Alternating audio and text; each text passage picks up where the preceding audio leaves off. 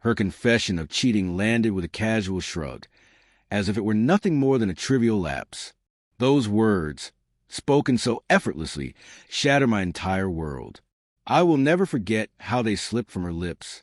Betrayal doesn't always announce itself with loud confrontations or dramatic explosions.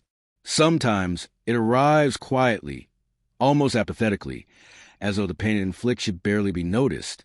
When I looked into her eyes and heard her insist it wasn't a big deal, I realized I'd been living alongside someone I no longer knew. I still remember the evening the truth first started to surface. There was no shouting match, no storm of angry texts, just a heavy, suffocating stillness when she returned later than usual. A faint, unfamiliar scent clung to her, one that wasn't hers. When I asked where she had been, her answer came too quickly, too rehearsed, like a line she had practiced. Deep down, I sensed the truth, but I clung to denial, unwilling to accept that the woman I had imagined a lifetime with, the one I trusted above all else, could cross that line. The reality unfolded slowly, piece by piece. At first, she dodged, offering fragile excuses that crumbled under my persistent questioning. Cornered, she eventually admitted it. She had been with another man. My heart sank, but it wasn't her admission that broke me. It was the words that followed, delivered with a shrug and tearful eyes, yet chillingly detached. It didn't mean anything. Those words cut deeper than the act itself. She seemed to expect me to brush it off, as if my devotion, my commitment, the life we had painstakingly built together, could be casually discarded and trivialized. She couldn't fathom the devastation her words unleashed, the tightening in my chest, the ache that clawed at me in ways I couldn't articulate. For days, I drifted through our home like a ghost, haunted by the echoes of our shared life. The photos on the walls, souvenirs from trips, little notes she used to tuck into my lunch when we were newlyweds, all of it now fell hollow. Every memory was tainted by the knowledge that the woman who had stood beside me in those moments had, even for a fleeting time, chosen to discard it all. When she sensed my refusal to forgive, panic flickered in her eyes. She began calling the affair a fleeting mistake, claiming regret the moment it happened. She insisted she still loved me, that it was a foolish lapse, that I was blowing it out of proportion. But how could I see it as anything less than the collapse of everything we had created?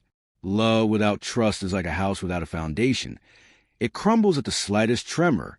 One night, lying awake beside her while she slept, I stared at the ceiling, replaying every memory. I thought of the man I had been for her, how I had shaped my life around our marriage. I had taken pride in being her partner. Now, all I felt was humiliation. Humiliation for not seeing the signs sooner, for having my love treated so lightly that she assumed I would overlook betrayal because it didn't matter. That night, I made my decision. I would not beg for her fidelity. I would not fight for a love she had thrown away so carelessly. The next morning, I told her I wanted a divorce. Her eyes widened in disbelief, as if the thought had never crossed her mind. She broke down, clutching my hands, pleading for me to reconsider. But my resolve was unwavering. I said, "You made your choice when you betrayed me. Now I'm making mine." The following weeks blurred into a mix of relief and sorrow. Ending a marriage, even one irreparably broken, is never simple. I packed my things, signed the papers, and walked away from the life I had believed would last forever. She tried to reach me, sending long messages dripping with regret, promising she would do anything to fix what was broken. But something inside me had changed. My love for her had hardened into something cold, not anger, but indifference. She had not expected that. She assumed divorce was a bluff, that I would eventually return. But weeks turned into months, and I never did. Her desperation grew. She appeared at my new apartment, tears streaming down her face, begging me to come back, claiming she couldn't live without me, that her actions were the worst mistake of her life. Perhaps she meant it. Perhaps her regret was genuine. But regret cannot undo betrayal. It cannot rebuild trust once it has been shattered. I listened. I saw the pain in her eyes. Yet my heart remained unmoved. The man who once would have done anything for her was gone, replaced by someone who finally recognized his own worth. Now, she occasionally tries to reconnect. Mutual friends tell me she's lonely, that she wishes she could turn back time. But I have moved forward, reconstructed my life with a strength I never knew I had. In a way, she was right. Her affair wasn't significant. Not because it was meaningless, but because it destroyed my love for her in an instant.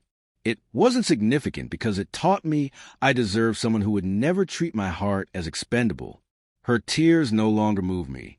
When someone shows you how little your love means to them, the wisest choice is to walk away without a backward glance. And that is exactly what I did.